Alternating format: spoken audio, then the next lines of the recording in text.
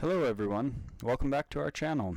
Today we're diving into an exciting project on real-time AI chat streaming, leveraging OpenAI's powerful GPT 3.5 turbo chat model, although the concepts work with other chat models such as GPT4 as well.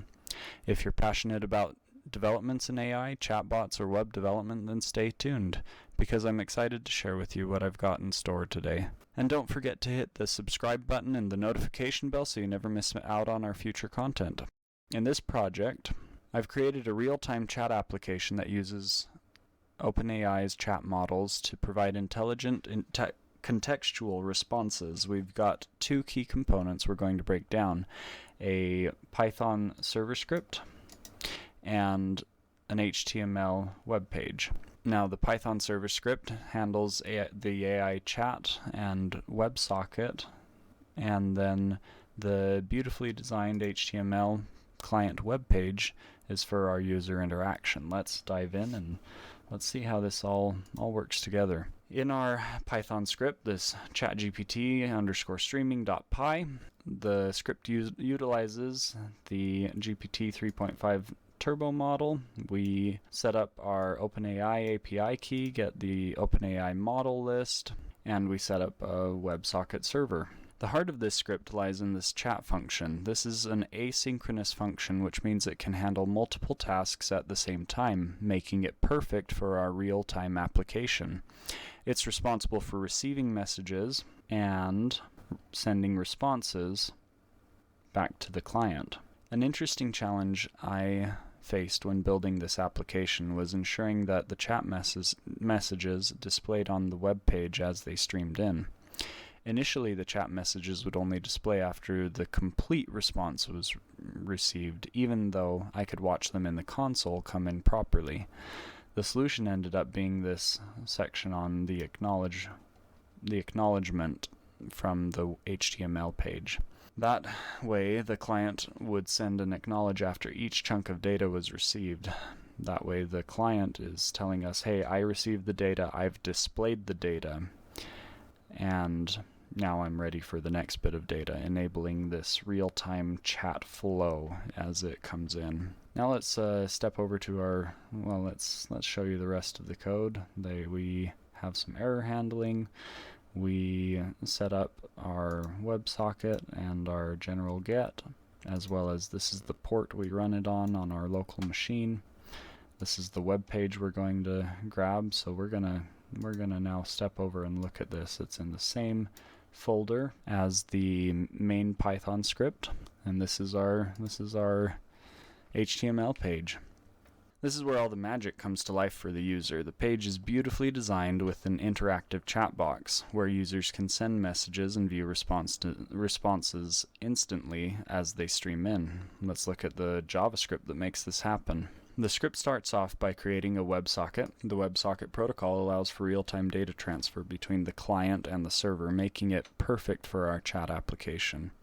This append message function is crucial here. It's responsible for adding new messages to the chat box. It checks the last message, and based on whether it's from the user or the assistant, it either appends the new message or creates a new message bubble. One of the key features here is the auto-scrolling here at the bottom. We've included a check in the append message to see if the chat box scroll bar is already at the bottom before a new message comes in. If it is, the scroll bar automatically moves to the bottom after the new message is added. This ensures that the most recent messages are always visible, providing a smooth, user-friendly chat experience.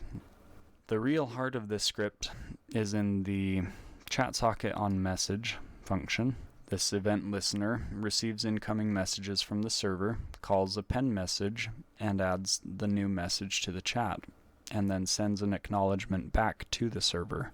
This acknowledgement, as I mentioned before, is critical for the server to know that the message has been received and displayed, allowing the next chunk of the message to be sent. In terms of CSS, I've kept it pretty simple, mostly navy blue and gold color scheme to make it visually appealing. The chat messages are displayed in rounded rectangular boxes right here, and they are justified based on whether they are the user or the assistant, providing a natural chat flow. If you want to understand everything that's going on with each of the items, please read the comments. Now let's see this in action. If we come back to our Python web page, or our Python server, and we hit play here, it launches our command line, tells us what port we're running on, 1888. If we come over here to our web page, 127.0.0.1:1888, we have our interface, our web page.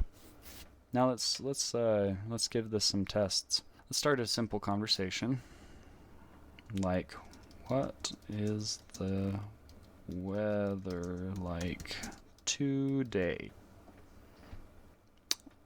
And the AI responds and says, hey, I'm sorry, but as an AI, I don't have access to real-time information. Please check your local weather forecast or use a weather app to get the most accurate and up-to-date information on the weather today. Great.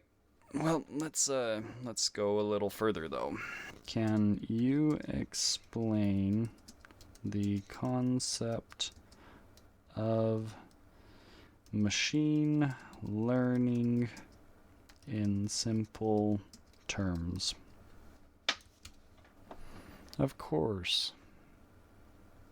Gives our big long explanation really quick. It's fun to watch that flow in and notice how it scrolls to the bottom as that came in. Now if I sent a response similar, like, hey, tell me more, and I scroll up, it doesn't scroll down. Now let's try a bit of a multi-part conversation. I'm gonna refresh this, and let's start with, tell me about Star Wars. Gives us our explanation there. It's moving along. And when we're done with that, if I come in here and say, what did I just ask you?